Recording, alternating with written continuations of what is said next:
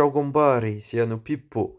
Et le fait que les Amazigh descendent des Atlantes, même s'il y a beaucoup de mythes autour de ça, tu peux nous éclaircir sur l'origine des Amazigh, donc les Berbères. Ah, ça c'est spécial, parce qu'en fait, t'as plusieurs mythes qui se rejoignent, parfois qui s'éloignent.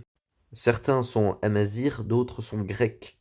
Si on en croit tout d'abord les versions grecques, alors les Imazighen à l'origine seraient appelés les Atlantes et seraient les descendants de peuples qui vivaient sur une grande île, voire carrément un continent, et qui auraient été engloutis. Du coup, l'Atlantide. Les survivants de l'Atlantide seraient devenus les Imazighen, donc les premiers habitants de l'Afrique du Nord. Et d'un autre côté, on a la mythologie Amazigh, qui raconte quelque chose d'un peu différent. La mythologie Amazigh dit qu'à la base, tous les êtres humains, donc les Imazighen également, vivaient dans l'Attala, le monde souterrain, le monde de l'invisible. L'humanité aurait alors quitté ce monde invisible, ce monde souterrain, et serait venue dans le monde actuel. L'Attala serait donc une sorte de monde où vivent génies, créatures mythologiques, les esprits, Gurzil, Anzar, Teriel, Warzen, donc les ogres, les géants, les nains, etc. En fait, ce qu'il faut savoir, c'est que cette fameuse île qui a été engloutie, en fait, elle n'a pas été engloutie. C'est juste que fut un temps, c'est devenu une île, mais en fait, ça n'a pas toujours été une île, et aujourd'hui, ben, les Marocains, ils l'ont sous les yeux, en fait. En fait, l'Atlantide, c'est tout simplement le mont Atlas. C'est ça, l'Attala, l'Atlantide. Fut un temps, le niveau de l'eau a monté et les gens ont été obligés de partir vivre dans la montagne, plus précisément dans le Haut Atlas. Ce qui du coup a donc formé une île. J'ai envie de dire, si vous allez par exemple au Mont Saint-Michel en France, bah parfois c'est une île, parfois c'est une montagne, ça dépend s'il y a marée haute ou marée basse.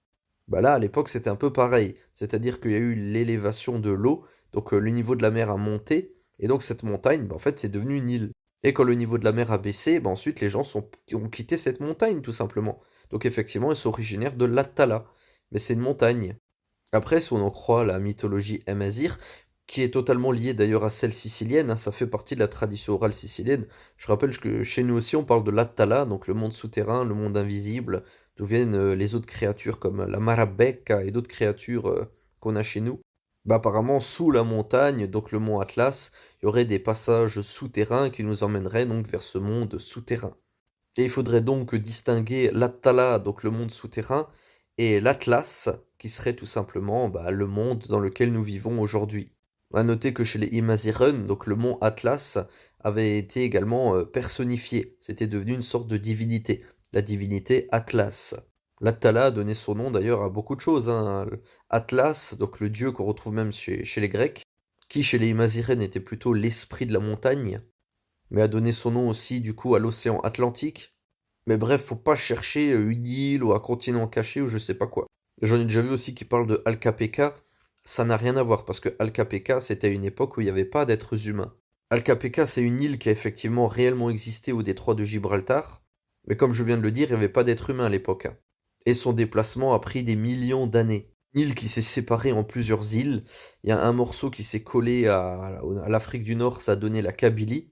Parce que oui, du coup, fut un temps, mais il n'y avait pas d'êtres humains dessus. Bah, la Kabylie, en fait, c'était une île. Il y avait également la Sicile et il y avait également la Sardaigne. Ah oui, il y a un morceau de l'Andalousie aussi, la Corse, enfin bref. En fait, tout ce que tu vois en orange, là, à la base, ça faisait partie d'une seule et même île. Une île qui se situait au détroit de Gibraltar. Puis qui s'est séparée en plusieurs morceaux, chacun des morceaux, certains se sont collés à l'Europe, d'autres à l'Afrique, certains sont restés des îles, comme la Sicile, la Sardaigne, la Corse. Mais encore une fois, il n'y avait pas d'êtres humains sur ces îles, en fait. On n'existait pas. Je rappelle que l'être humain apparaît il y a 7 millions d'années. Et là, tu le vois, 30 milliards, 20 milliards, 17 milliards, 5 milliards d'années, bon, on n'était pas là. Ah, parce que j'en ai déjà vu qui disent, oui, à la base, on faisait partie d'un seul et même peuple qui habitait Alcapeka, ou ah, c'est pour ça que les Kabyles, ils sont un peu différents. Non, rien à voir. L'être humain n'existait pas. Je préfère bien insister là-dessus, quoi. Par contre, c'est vrai que d'après la mythologie, fut un temps, il y avait une île entre, voilà, au détroit de Gibraltar. C'est vrai, bah du coup, effectivement, il y a vraiment une île. Comment est-ce que les gens le savaient? J'en sais rien, coïncidence. Franchement, coup de bol pour le coup, je pense. Parce que je vois pas du tout comment les gens, durant l'Antiquité, pouvaient être au courant d'un truc qui avait eu lieu plusieurs milliards d'années avant eux. C'est pas possible. Après, peut-être qu'ils faisaient référence à une autre île encore, C'est possible aussi, hein. Enfin bref, j'espère avoir répondu à ta question.